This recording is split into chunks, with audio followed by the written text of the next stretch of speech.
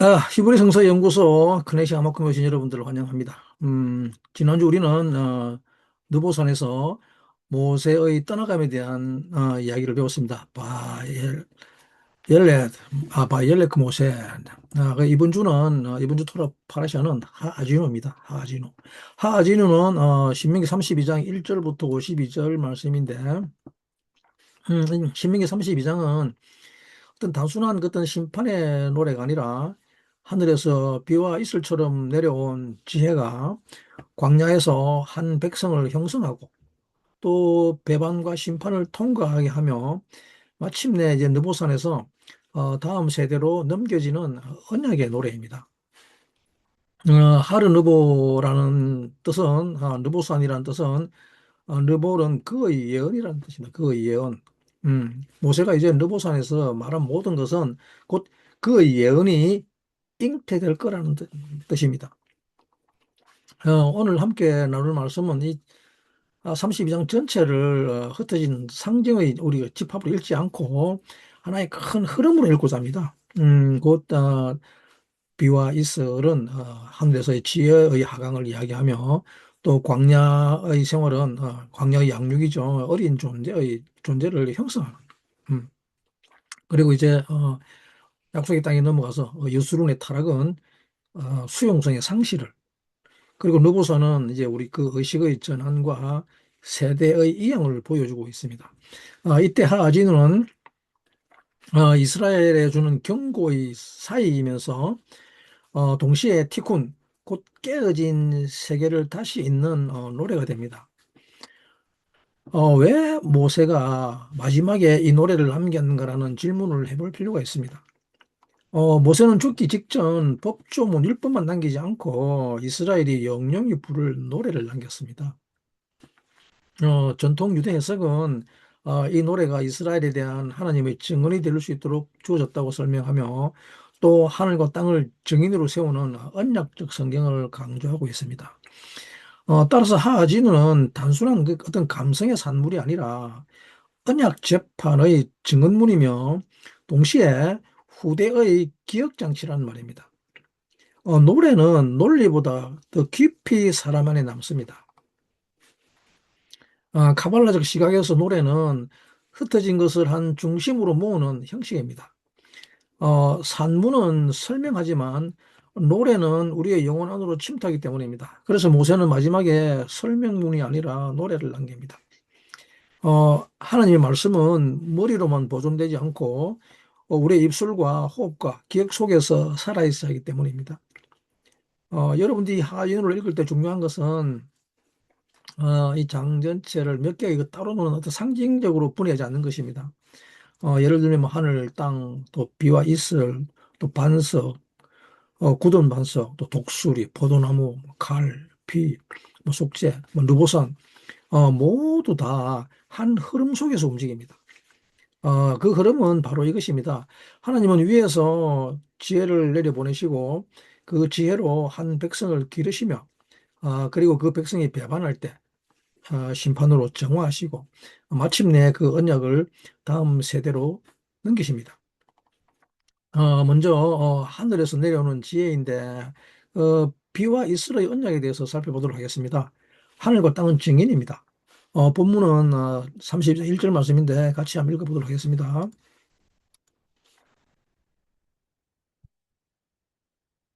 아지노 하샤마임이죠. 본문 제목입니다. 하늘이여 귀를 기울이라 내가 말하리라 땅은 내 입의 말을 들을지어다. 2절 나의 교훈은 내리는 비요 나의 말은 맺히는 이슬이요 연한 풀이에 가는 비요 채소 위에 단비로다 라고 하고 있는데 히브리어로 하아지누 하샤마임 바아다베라 베티슈메아 하에레츠 임레이피 내 입의 말을 들을지어다 그럽니다. 그리고 야아롭 카마탈 리키 디짤 카탈 임라티 키 시이림 알레이 데셰 베키르비빔 알레이 에세브라고 있죠. 내리는 비를 야로폼 케마타라 그럽니다. 야로프 케마타. 그리고 이슬을 흘러내리는 이슬, 맺히는 이슬이죠. 맺히는 이슬, 티잘 케마타입니다. 카탈, 티잘 카탈이라고 합니다. 타잘. 그리고 음, 이게 참 중요하죠. 지금 모세는 이제 자신이 곧 죽을 존재이기 때문에 언약을 부인할 수 없도록 하늘과 땅을 증인으로 세웁니다. 그리고 하늘과 땅이 순종할 때는 복의 통로가 되고 배반할 때는 징계의 현장이 된다고 설명하고 있습니다. 따라서 하아지누는 이 첫머리는 어떤 단순한 그 어떤 시적인 호소가 아니라 우주적 법정의 수완입니다. 예. 근데 어떤 하늘과 땅이기에 놀랍게도 이 하늘과 땅이 증인이 됩니다. 어, 유대 전통적으로 하늘과 땅은 단지 위와 아래가 아닙니다.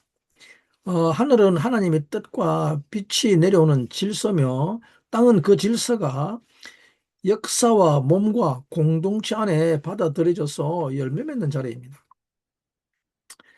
이것을 우리의 영과 혼이라고 합니다. 그러므로 이 둘이 연결되어 있을 때 세계는 복이 되고 이 둘이 끊어질 때는 세계는 심판의 장소가 되는 것입니다. 그리고 그러므로 이 노래는 처음부터 누가 맞는가를 묻기보다 누가 하늘과 연결이 되어 있는가를 묻고 있습니다. 그리고 비와 이슬이라는 것은 말씀의 두 방식입니다.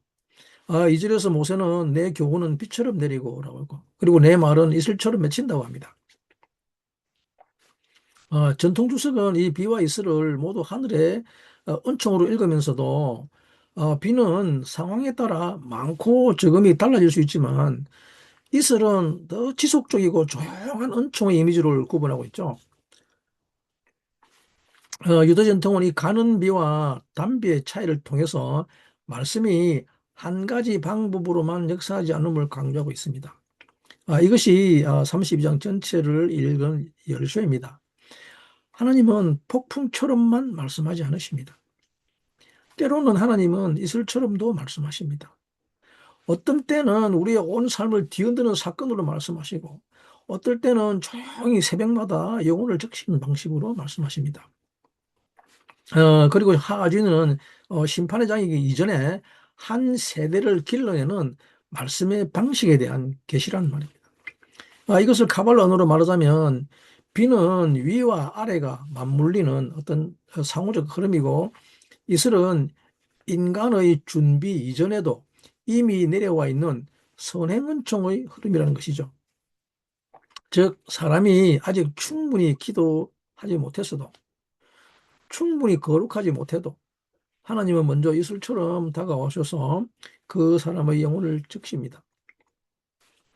이것이 하아지누가 여는 첫 번째 위로입니다. 말씀은 항상 명령으로만 오지 않고 먼저 수본으로 옵니다.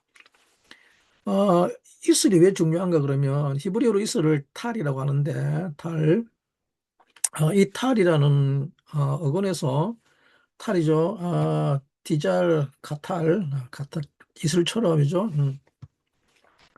이 어근 탈에서 이제 어린 양이라는 탈레라는 말이 생기고 또 아람어권에서는 어, 어, 달리다죠, 달리다. 아람어에서는 이걸 달리다, 우리말 번역은 달리다 그러면 달리다, 탈리다입니다, 달리다. 여자아이입니다, 여자아이. 그리고 남자아이를 탈리 그러는데, 음, 그래서 탈이라는 이 어미는, 이 언어의 내부에는 이슬은 아주 작은 존재, 어린 존재, 또는 이 새벽의 생명 같은 어떤 상징적 이미지의 군집이 형성되어 있다고 읽을 수 있습니다. 이 점은 우리가 이 하아진우 전체를 풀고 해석하는데 매우 유익합니다. 왜냐하면 비와 이슬은 단지 자연 현상이 아니라 하나님이 백성을 기르시는 방식과 그 백성이 가져야 할 존재 양식을 동시에 드러내기 때문입니다. 이슬은 비처럼 소리를 크게 지르지 않지만 생명을 유지시킵니다. 그리고 어린 양은 약하지만 하나님의 구속 상징 안으로 들어와 있습니다. 어린 아이는 아직 완성되지 않았지만 그 안에 미래를 품고 있습니다. 그러므로 타락의 세계는 작고 연약하지만 하나님께 받아서 생명을 유지하는 존재의 세계를 말하고 있는 것이죠. 네, 하나님은 먼저 비와 이슬처럼 당신의 지혜를 내리십니다. 그리고 그 지혜는 언제나 어린 양과 어린 아이 같은 존재 위에 머문다는 것입니다. 이스라엘이 광야 40년 동안 하늘로부터 내려온 만나를 먹는 것 같은 이치입니다. 셈이 많은 자보다 수용하는 자, 이미 가득 찼다고 생각하는 자보다 아직 여전히 비어 있는 자가 이 이슬을 받는 자입니다. 이것이 하하진우 전체를 관통하는 영적 문법입니다. 어, 광야는 단순한 고생의 시간이 아니었습니다. 7절은 옛날을 기억하라고 있죠. 그리고 역대의 연대를 생각하라고 명합니다. 유대 전통은 이것을 단순한 역사 공부가 아니라 하나님이 이전 세대들 가운데서 어떻게 행하셨는지 성찰하라는 요청으로 읽습니다. 또한 네 아버지에게 물으라, 네 어른들에게 물으라는 말은 공동체의 기억을 통해서 정체성을 회복하라는 부름인 것이죠. 이때 공동체는 교회만 말하는 게 아닙니다. 사회 전체를 말하는 것이죠.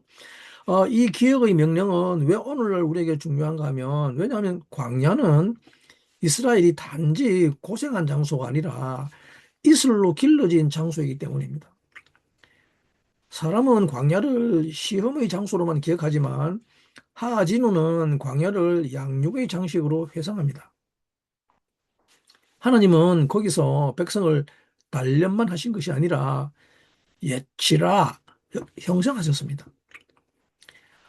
카발라적으로 이 기억은 과거를 다시 보는 것이 아니라 현재의 의식을 근원에 다시 연결하는 행위입니다. 어, 사람들의 죄는 대개 욕망에서 시작되는 것 같지만 실제로는 망각에서 비롯합니다. 그렇기 때문에 은혜를 잊으면 사람은 곧 자기를 근원으로 착각하게 됩니다. 그러므로 기억하라는 명령은 교리 암기보다도 훨씬 더 깊은 뜻이 있습니다. 그것은 너는 누구의 이슬을 먹고 살아왔는가를 기억하라는 부름인 것이죠. 그렇기 때문에 광야의 백성은 완성된 민족이 아니라 길러지는 존재였던 것이죠. 그리고 10절, 12절은 하나님이 광야에서 이스라엘을 돌보 발견하고 또 북들로 사시고 보호하시고 눈동자처럼 지켰다고 노래하고 있죠. 유대 랍비는 이것을 하나님이 구름으로 보호하시고 분비를 주시며 독수리가 새끼 위를 맴돌듯 자비롭게 다가오셨다고 해석하는데, 이것은 단순한 보고의 이미지가 아니라 어떤 압도하지 않으면서도 실제로 양육하시는 하나님의 방식을 보여주고 있는 이미지죠. 여기서 이 앞에 그 이슬이라는 탈의 이미지가 본문 안으로 깊이 들어옵니다. 광야의 이스라엘은 완성된 민족이 아니었습니다. 그들은 하나님 앞에서 사실상 어린 양과 어린 아이 같은 존재였습니다. 아직 서툴고 쉽게 원망하고 자주 두려워하고 조금만 목마르고 배고파도 흔들리는 존재였습니다. 하나님은 그런 백성을 이미 완성된 군대처럼 다루지 않으시고 이슬을 머금은 어린 존재처럼 다루셨습니다.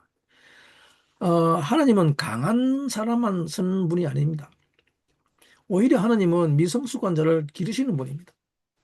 하나님 나라의 형성은 완성된 자를 선별하는 방식이 아니라 광야에서 이슬을 먹여 양육하는 방식으로 진행됩니다. 그러므로 신앙의 초기성, 미성숙, 연약함, 그 자체는 수치가 아닙니다. 중요한 것은 그것이 하늘을 향해 열려 있느냐 하는 것입니다. 이 독수리 날개는 하하진에서도 매우 인상적입니다. 하나님의 새끼를 일으키시고 날개를 펴서 또 그 새끼를 받고 등에 없는 독수리로 묘사됩니다. 이 이미지는 매우 강력하죠. 폭력적이지 않습니다. 하나님은 자녀 위를 맴도시되 그들을 짓눌러서 성장시키지 않으십니다. 이것은 이슬이라는 탈의 논리와 정확히 이어지고 있습니다. 이슬은 억지로 스며들지 않습니다. 독수리도 그 새끼를 키우되 산산조각 내지 않습니다.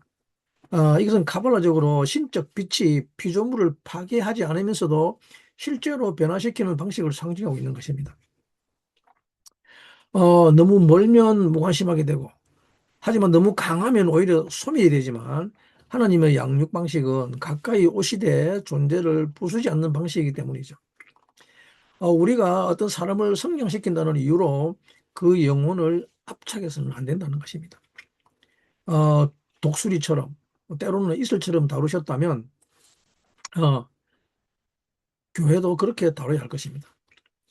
참된 영적 권위는 어떤 대상을 빨리 완성품으로 만들려고 하지 않고 하나님 앞에 오랫동안 열려 있게 돕는 것입니다. 그리고 이어서 13절, 14절인데 하나님이 이스라엘을 땅의 높은 곳을 타게 하시고 들의 소산을 먹게 하시며 반석에서 꿀을, 굳은 반석에서 기름을 얻게 하셨다고 노래하고 있죠.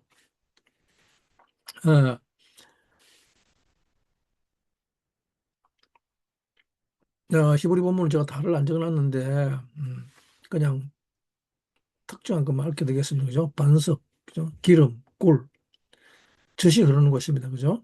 음, 들의 소산, 테누보트 사대죠. 테누보트 사대. 테누보트 사다에는 뭐 젖입니다. 젖. 예, 이걸 젖능이라 그러죠.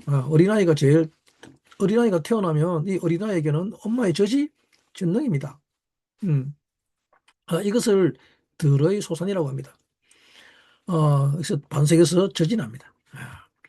그리고 또 반석의 꿀, 반석의 꿀이 있는데 데바시 미슬라죠. 데바시 미슬라. 이 뭐냐면 미슬라는 살라인데 아주 강한 성체입니다. 성체. 어떤 이게 뭐냐면 평가와 측정, 그리고 보고받는 것입니다. 음. 이것을 반석의 꿀이라고 합니다. 꿀은 벌 새끼가 먹죠. 애벌레가. 애벌레가 먹는 것이 꿀입니다. 예. 그리고 굳은 반석이 그죠. 반석에 있고 또 굳은 반석이 있습니다. 굳은 반석을 어, 메할미시 쭈루랍니다. 메할미시 쭈루. 쭈루가 반석인데 굳은 반석이죠. 메할미시. 베시메 메할리시인데 뭔 말이냐 그러면 어, 이 쭈루는 꿈꾸게 하는 거, 꿈꾸게 하는 거. 음, 쉐멘 놈이 형상의 진리를 꿈꿔서 그것을 흘러가게 하는 것입니다. 이것을 굳은 반석의 기름이라 그럽니다. 어, 이것은 분명히 풍요의 서술이지만 단순한 물질적 축복의 목록이 아니라는 것입니다. 광야를 지나면서 배워온 가장 큰 진리는 공급이 환경에서 오는 것이 아니라 하나님에게서 온다는 것이죠. 어, 이 카발라적에서 해석에서 반석에서 꿀이 나온다는 표현은 매우 중요합니다. 생명이 나올 수 없는 곳에서 생명이 나오는 것. 어, 마를 수밖에 없는 자리에서 수분과 단맛이 나오는 이것이 바로 언약의 기전이라는 것이죠. 타르의 세계와 연합하면 광야에서 백성을 살리신 것은 어떤 거대한 힘의 과시가 아니라 아주 작지만 지속적인 공급이었죠. 그것을 젖과 꿀이 흐르는 땅이라 그럽니다.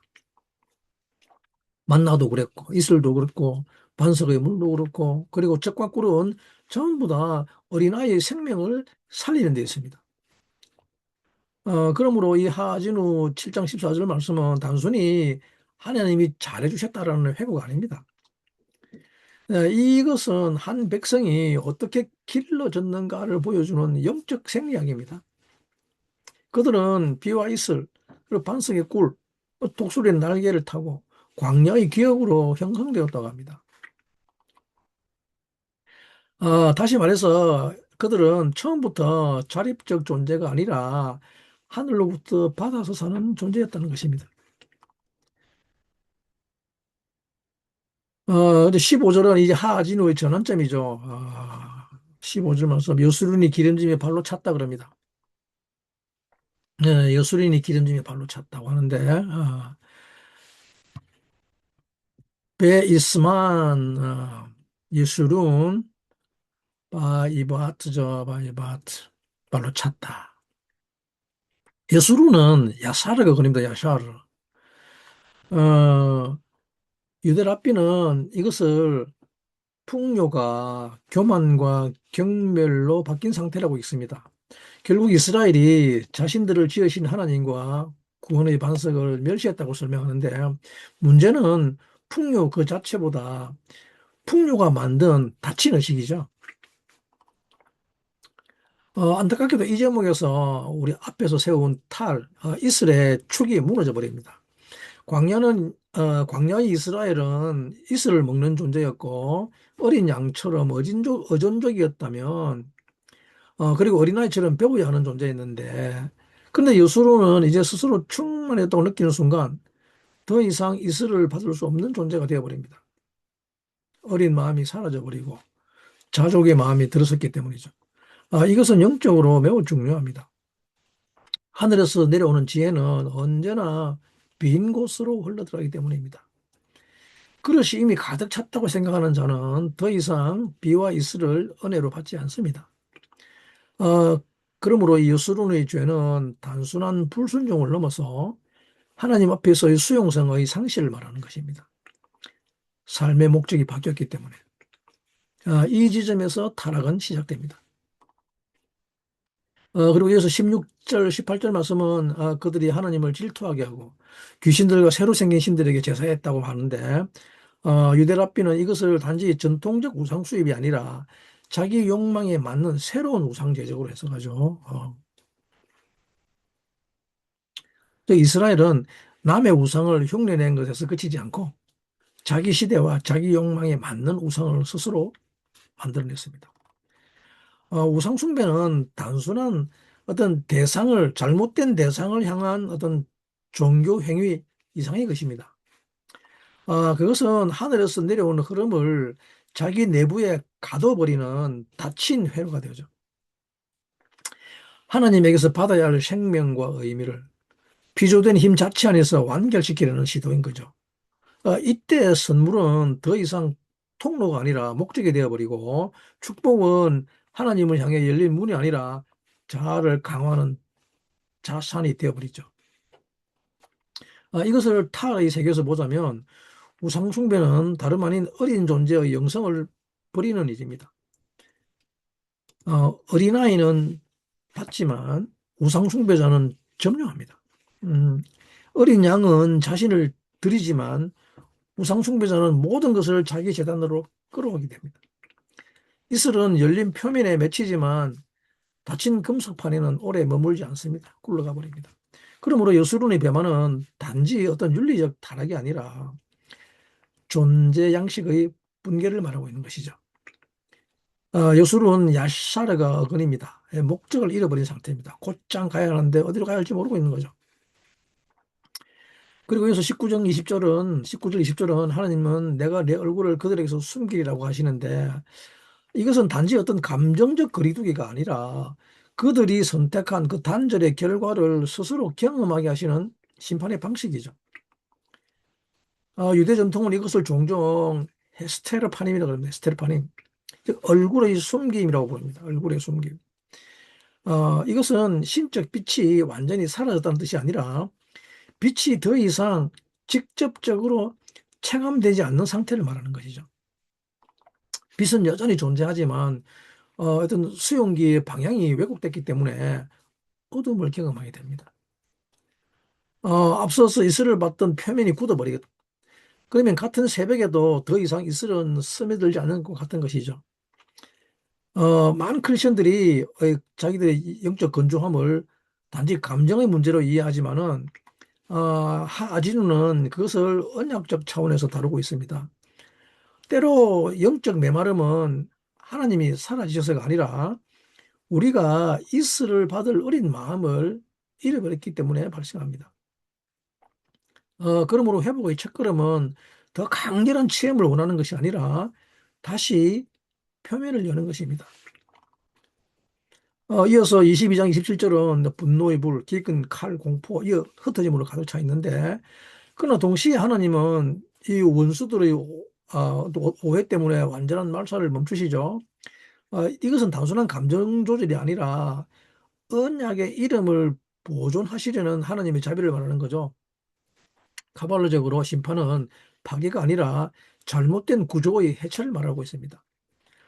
이슬을 거부하며 굳어진 표면, 선물을 점유하면서 회로가 닫힌 영혼, 어, 자기 충만으로 부풀어 오른 여수론의 자아를 하나님은 흔드시는 것이죠. 왜냐하면 그것을 그대로 두면 더 이상 생명이 흐를 수 없기 때문입니다.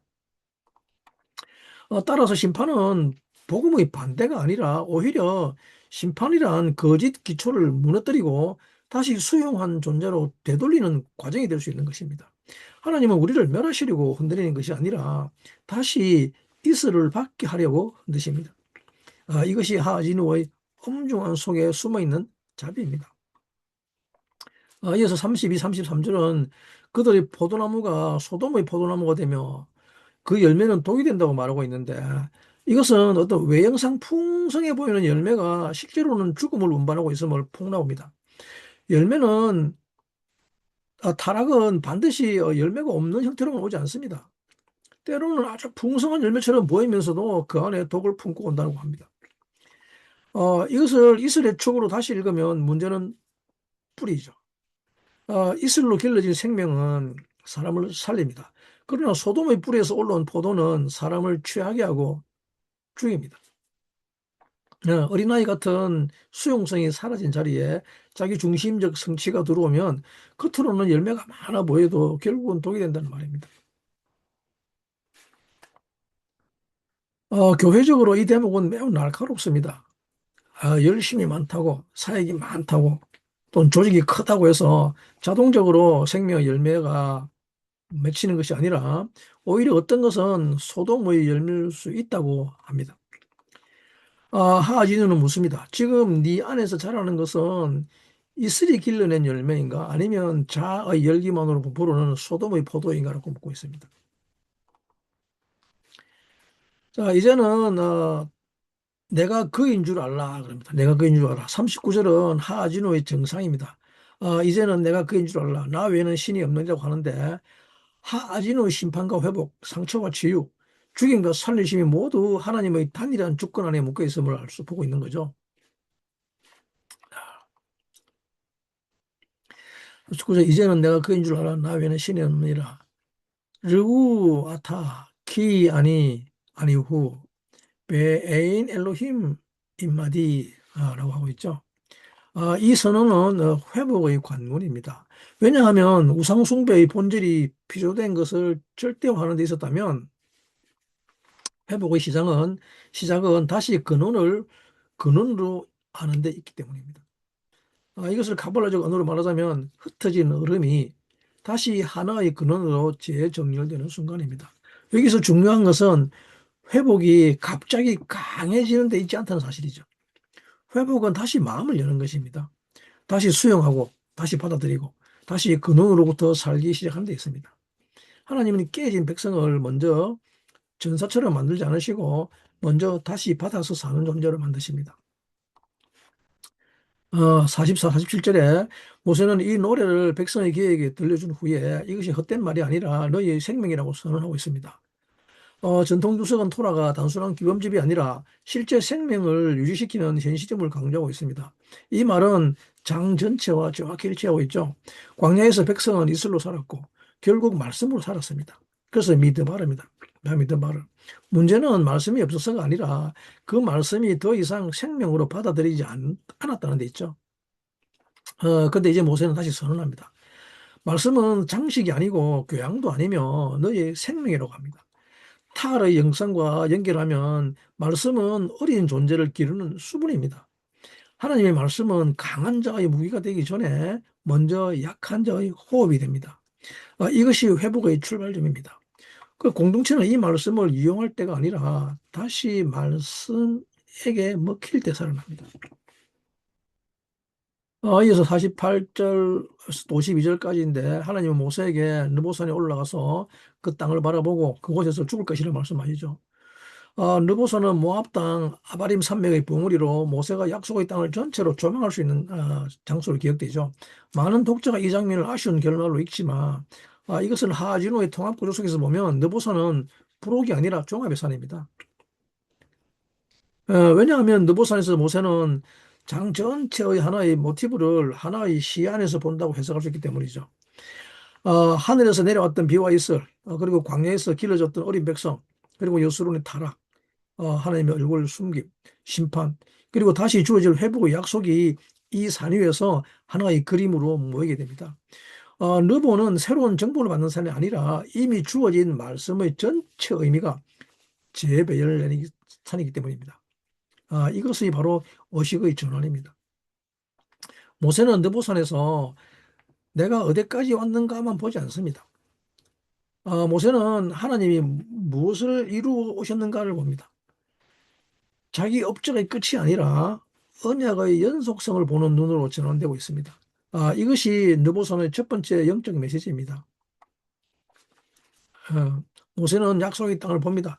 그러나 직접 들어가지는 못합니다. 이 장면은 인간적으로는 비극처럼 보일 수 있습니다. 그러나 영적으로는 매우 높은 자유를 보여줍니다. 그는 비전을 보되 그것을 자기 손으로 점유하지 않습니다. 카발라적으로 이것은 욕망의 정화. 아직 정화되지 않은 의식은 계시도 자기 업적으로 바꾸려고 하는데, 그러나 느보산에서 모세는 보는 것과 소유하는 것을 분리하는 영성을 배웁니다. 이것은 어린 마음으로 돌아가는 또 하나의 표현입니다. 어린아이는 모든 것을 소유하지 않아도 받을 수 있고 신뢰할 수 있기 때문입니다. 따라서 느보산은 한 시대의 저녁이면서 동시에 새벽의 산입니다. 모세 개인에게는 생애의 마감이지만 언약 전체로 보게 되면 다음 세대의 문이 열리는 새벽인 것이죠. 비와 이슬로 길러진 말씀의 지혜가 이제 여호수아 시대에서 역사 속으로 넘어갑니다. 그래서 느보산은 패배의 산이 아니라 위임의 산인 것이죠. 느보산에서 일어나는 의식 전환은 네 단계로 정리할 수 있습니다. 첫 번째는 회고입니다. 광야의 은혜와 실패를 하나의 언약 역사로 다시 봅니다. 둘째는 조망입니다. 약속의 땅이 눈앞에 펼쳐지며 하나님이 어디로 이끌어 오셨는지 방향이 선명해지죠. 그리고 셋째는 비움입니다. 본 것을 자기 손으로 가져야만 완성이라고 하는 생각은 집착이 그런 집착이 정화되는 거죠. 네 번째는 위험입니다. 위임. 언약이 나로 끝나지 않고 다음 세대로 이어진다는 사실을 평안히 받아들이는 것이죠. 이 네 단계는 장 전체를 통합하고 있습니다. 비와 이슬은 회고 속에서 의미를 얻고, 광야의 양육은 조망 속에서 그 패턴이 보이며, 여수론의 타락은 비움의 필요를 드러내고, 그리고 느보산은 위임으로 마무리됩니다. 따라서 느보산은 어떤 마지막 첨가물이 아니라 하아진우가 처음부터 향해 온 그 의식의 절정인 것이죠. 어, 오늘날 교회와 성도에게 주는 통합 메시지입니다. 우리는 비보다 이슬로 더 많이 살아왔습니다. 많은 사람은 인생을 큰 사건으로만 기억합니다. 그러나 실제로 한 사람을 살린 것은 종종 조용한 새벽의 이슬이었습니다. 매일의 말씀과 또 설명되지 않는 보호, 또는 아주 작은 위로와 또 반복되는 자비, 그리고 또 포기하지 않게 한 은밀한 공급이 오고 사람을 살려왔습니다. 하하진은 그 잊혀진 기억을 기억하라고 요청하고 있습니다. 여러분들이 지금 여기까지 온 것은 어떤 몇 번의 극적인 체험뿐만이 아니라 여러분들 대부분은 오랫동안 쌓인 이슬 때문에 아직 무너지지 않은 것입니다. 신앙의 위기는 종종 하나님이 왜 큰일을 안 하시는가 해서 시작되지만 하하진은 묻습니다. 너는 이슬을 본 적이 있는가라고. 하나님은 완성된 자를 찾기보다는 길러진 자를 세우십니다. 하나님은 광야에서 이스라엘을 어린 존재처럼 다루셨습니다. 그러므로 교회는 미성숙을 수치로 여기면 안 됩니다. 중요한 것은 완성 여부보다는 하늘을 향해서 열려 있는가입니다. 이슬은 열린 표면에 맺히고 말씀은 받아들이는 마음 위에 스며듭니다. 이 점에서 어린아이의 영성은 너무 중요합니다. 이것은 유치함이 아니라 수용성이기 때문에 그렇습니다. 탈은 하나님 앞에서 여전히 배울 수 있고 받을 수 있고 의존할 수 있는 마음입니다. 하지만 여수론의 비극은 죄 이전에 이 마음을 잃어버리는 데 있었죠. 느보산은 이 실패의 끝이 아니라 세대 이양의 문입니다. 그래서 때로는 우리가 말씀을 전하는 사역자 또는 교회, 부모와 교사 또는 말씀을 연구하는 또 연구자, 지도자는 종종 내가 다 이루지 못하면 실패했다고 느끼는데, 그러나 모세는 이 느보산에서는 다른 형성을 보여주고 있죠. 그는 다 소유하지 못했지만 그 전체를 보고 그리고 넘겨줍니다. 오늘날 많은 크리스천들이 이 느보산의 계절을 지나고 있습니다. 어떤 사람은 건강의 한계 앞에서, 또 어떤 사람은 사역의 전환기에서, 어떤 사람은 자녀 세대와의 거리 앞에서 느보의 산에 서 있습니다. 그때 하하진은 느보는 끝장이 아니라 새벽의 산이라고 말씀합니다. 당신이 다 완성하지 못해도 언약은 계속한다고 말하고 있습니다. 자, 이제 말씀을 맺도록 하겠습니다. 이슬 같은 말씀, 어린 마음, 느보이시야. 하아진은 하늘과 땅을 불러 언약을 증언하게 합니다. 그리고 그 첫머리에서 말씀을 비와 이슬로 묘사합니다. 이것은 장식이 아니라 장 전체를 읽어내리는 열쇠이죠. 하나님은 먼저 지혜를 내려보내시고 그 지혜로 한 백성을 광야에서 기르시며 그 백성이 어린 마음을 읽고 어, 자족할 때 심판으로 정화하시고 마침내 느보에서 그 모든 역사를 다음 세대로 넘기십니다. 따라서 하하진의 통화 메시지는 분명합니다. 첫 번째 말씀은 폭풍처럼 오지 않고 이슬처럼 온다는 것이죠. 두 번째 이슬은 그 이슬은 어린 양과 어린아이 같은 존재, 곧 아직 비어 있고 수용하는 존재를 길러냅니다. 죄는 그 어린 마음을 잃어버린 데서 시작됩니다. 내체 느보산의 영성은 다 소유하지 못해도 언약의 미래를 보고 넘겨준 데였습니다. 여러분 우리는 이 비보다 이슬로 더 많이 살아왔습니다.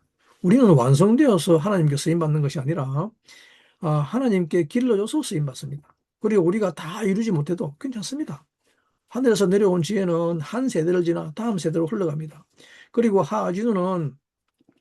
그러므로 하하진우는 오늘 우리를 다시 부르고 있습니다. 이슬 같은 말씀 앞에 다시 표면을 열고 어린 마음을 회복하며 느보의 시야로 언약의 미래를 바라보라고 하는데, 이것이 우리의 생명입니다. 느보사는 여러분 모두에게 같은 질문을 향해 움직입니다. 언약 백성은 무엇을 살고 무엇을 읽었으며 어떻게 다시 회복하는가라는 이 질문을 놓치면 어, 말씀은 그냥 이미지 컬렉션이 되고 맙니다. 비와 이슬은 시작의 은혜를 설명하고 독수리와 강야는 형성의 방식을 보여주고 있으며 여수론의 비만은 타락의 심리를 회복하고 있고 하나님의 얼굴의 숨김은 심판의 정서를 만들고 또 속죄와 느보는 회복과 이양의 방향을 제시하고 있죠. 가발적으로 말하자면 하하진우는 빛의 유입과 차단, 재정렬과 재유통의 노래입니다. 처음에는 위에서 아래로 흐르던 지혜가 있었고 중간에는 그 흐름을 자아가 가로채는 분계가 있었고 마지막에는 다시 하나님의 이름 아래 모든 흐름이 정렬되는 티쿤이 있다는 이것이 본문 전체의 리듬입니다. 하하진우에는 반석 이미지와 포도나무 이미지가 함께 나오고 있죠. 반석은 하나님의 변치 않는 신실하심과 그 존재의 근원, 그리고 흔들리지 않는 기초를 상징하고 있습니다. 반면 포도나무는 열매를 맺는 삶, 관계, 그 역사, 공동체의 결과를 상징하고 있죠. 문제는 열매가 많으냐 적으냐가 아니라 반석에서 분리된 포도나무는 결국 소동의 포도가 된다는 것이죠. 이것은 매우 중요한 영적 원리입니다. 뿌리가 하나님께 붙어 있지 않으면 어떤 생산성과 어떤 외형적 풍요도 결국 독성을 띠게 됩니다. 하리는 외형보다 근원을 먼저 보라고 요구하고 있습니다. 오늘날의 종교 활동 전체인 설교, 봉사, 예배, 헌신, 모든 프로그램, 심지어는 신학적 언어까지도 반석에서 떨어질 수 있다고 말하고 있습니다. 그러면 그것이 아무리 거룩의 형식을 지니고 있어도 더 이상 이슬을 머금는 열매가 아니라는 말입니다. 결국 사람을 취하게 하고 상처 입히는 소돔의 포도가 될 수 있다고 말합니다. 많은 강해가 19절 이후에 단락에서 힘을 잃게 되는데, 왜 그러냐 그러면 앞부분의 은혜와 상징은 풍성하게 다루지만 심판 부분은 그냥 반복 설명처럼 지나가 버리기 때문입니다. 그러나 하하진에서는 오히려 이 부분이 매우 중요하죠. 심판이 있어야 비와 이슬이 얼마나 거절되었는지가 드러나기 때문입니다. 여기서 우리가 알아야 할 것은 단지 하나님이 벌하신다가 아니라 오히려 왜 이토록 강한 해체가 필요한가를 물어야 할 것입니다. 하나님이 흔드시는 것은 사람을 부수시기 위해서가 아니라 이미 사람이 하나님 없이 자기 구조를 세워버렸기 때문이죠. 그러므로 심판은 어떤 감정적 폭발이 아니라 왜곡된 구조에 대한 해부라는 것입니다. 이것을 알게 되면 하아진우를 어떤 무서운 심판의 장애로만 느끼지 않고 오히려 하나님이 왜 우리를 그대로 내버려 두지 않으시는지를 이해하게 됩니다. 어, 사랑하지 않으면 흔들리지 않습니다. 포기했으면 해체할 필요가 없기 때문입니다. 오히려 하나님이 아직 언약을 포기하지 않으셨기 때문에 거짓으로 굳은 여러분들의 삶을 부수는 것입니다. 이것은 비와 이슬은 단지 시적인 장식이 아닙니다. 이것은 위에서 아래로 흘러드는 신적 공급의 두 가지 양상을 보여주고 있는 언어죠. 비는 사건적이고 집단적이고 가시적입니다. 하지만 이슬은 조용하고 지속적이고 개인의 영혼 깊은 곳에서 일어나고 있죠. 삶에는 둘 다 필요합니다. 실제로 존재를 오래 지탱하는 것은 오히려 이슬의 차원일 때가 더 많습니다. 이 점은 우리의 영성 형성에 매우 중요합니다. 사람은 종종 큰 사건을 통해서만 하나님이 일하신다고 생각하는데, 그러나 하하주는 분명히 말합니다. 결정적 전환은 많은 경우 아주 조용한 침투로 시작된다고. 이것을 다른 말로 표현하자면 큰 빛의 번쩍임보다는 더 깊은 것은 오랫동안 존재를 적시는 미세한 흐름이라는 것입니다. 그것이 우리의 영혼을 재구성합니다. 이것을 내르라고 하죠, 내르. 예. 당신은 큰 비를 기다리지만 하나님은 이미 이슬로 당신을 길러오셨습니다. 눈에 띄지 않았던 시간들, 설명되지 않았던 보호, 반복되는 말씀 묵상, 또 무너지지 않게 버티게 하시는 미세한 공급이 사실은 우리 인생을 지탱해 주시는 주된 은혜였음을 깨닫게 합니다. 티쿠는 단번의 반복이 아니라 흐름의 전개입니다. 회복은 단지 어떤 죄책감 이후의 용서 선언이 아니라 회복은 다시 흐르게 되는 것입니다. 막혔던 것이 풀리고 굳어있던 표면이 열리며 하나님에게서 사람에게로 그리고 사람에게서 다음 세대로 이어지는 흐름이 다시 시작되는 것이 디콘입니다. 이것이 왜 중요한가 하면 많은 사람들은 이 회복을 회개를 감정 회복이나 상황 회복 정도로만 생각하는데 그러나 하가지는 더 깊습니다. 하나님은 단지 기분을 회복시키지 않으십니다. 하나님은 관계와 기억 그리고 말씀, 수용력, 예배와 감각 그리고 세대 전승의 구조를 회복시킵니다. 이것이 바로 구조적 회복이며 바로 그 점에서 티쿤이라고 합니다. 느보사는 이 티쿤의 마지막 장면과 같습니다. 모세 개인의 삶은 끝나지만 말씀의 흐름은 끝나지 않고 오히려 다음 세대로 넘어갑니다. 즉 티쿤의 완성은 내가 다 회복되었다가 아니라 하나님의 흐름이 막히지 않고 다시 이어진다는 데 있습니다. 이것이 하진우를 잃는 가장 아름다운 지점일 것입니다. 그러므로 어린 존재의 영성은 약함의 미학이 아니라 오히려 수용력의 회복인 것이죠. 하진우가 말하는 어린 양의 영성은 유약함의 미화가 아니라 수용력의 회복이며 하나님께 받아 사는 존재라는 사실을 잊지 않게 하는 것이 핵심입니다. 그래서 어린아이다움은 미성숙 자체가 아니라 오히려 자기 충만을 절대화하지 않는 열린 상태를 말하고 있죠. 어린 양의 이미지는 연약합니다. 하나님께 발치 줄 수 있는 생명을 뜻하고 어린아이의 이미지는 미래를 품는 수용성을 뜻합니다. 이 둘은 모두 이슬이라는 탈의 이미지와 맞닿아 있습니다. 조용히 내리는 이슬을 받아서 생명을 보존하는 존재로 말입니다. 어린아이이기 때문에 그냥 약해도 된다는 것이 아니라 하나님께 열려있는 상태가 진짜 강함의 시작이라는 말입니다. 이것이 오늘의 자기 충만한 종교 문화에 대한 매우 중요한 교정인 것이죠. 결론입니다. 지금 여러분들의 영혼은 이슬을 받을 표면입니까? 개인의 영성 작용에서 가장 먼저 던지는 질문은 이것입니다. 나는 아직 이슬을 받을 수 있는가라는 것입니다. 사람의 영혼은 상처 때문에 다치기도 하고 성공 때문에 굳어지기도 하며 또 종교적 익숙함 때문에 무감각해지기도 합니다. 그 상태에는 같은 말씀을 들어도 스며들지 않습니다. 그러므로 회개는 먼저 표면을 여는 것입니다. 더 많이 아는 것이 아니라 다시 받아들이는 것입니다. 오래된 냉소와 자기 방어와 지적 우월감 또는 종교적 피로가 우리를 닫아버렸다면 오늘 하아진우는 그 자리에서 다시 어린 마음을 회복하라고 부릅니다. 이슬은 여전히 내리지만 문제는 표면일 수 있습니다. 이 적용은 매우 실제적입니다. 어떤 사람들은 큰 문제 없이도 오래 메마르게 살아갑니다. 특별히 죄를 짓지 않은 것 같은데도 말씀은 더 이상 생명이 되지 않습니다. 그때 필요한 것은 더 센 자극이 아니라 다시 새벽에 설 수 있는 영혼의 감성입니다. 이것을 공동체 차원에서 보면 뭐 많은 교회가 뭐 큰 행사 또 큰 결단 뭐 큰 부흥만을 기다리는 경향이 있는데 그러나 실제로 공동체를 강하게 만드는 것은 주일 한 번의 폭우보다는 주중에 반복되는 이슬일 수 있다는 것이죠. 작은 말씀 나눔과 조용한 중보 또는 꾸준한 예배 습관과 또 세대 간의 대화, 이름 없이 섬김이 교인과 공동체를 지탱하고 있죠. 하진우는 교회가 무엇을 중시해야 하는지를 다시 생각하게 합니다. 교회는 비를 준비하는 곳이기도 하지만 동시에 이슬이 맺히는 환경을 만드는 곳이어야 합니다.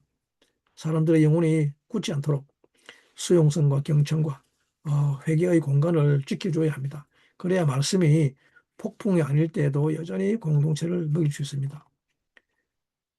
설교는 언제나 대단한 결론과 극적인 적용만 만들기 위해서는 안 되는 것이죠. 오히려 사람들 안에 오래 남는 문장, 반복해서 되새길 이미지, 삶의 리듬 속에 스며드는 문장을 줘야 하는 거죠. 하아진우 전체가 바로 그런 노래입니다.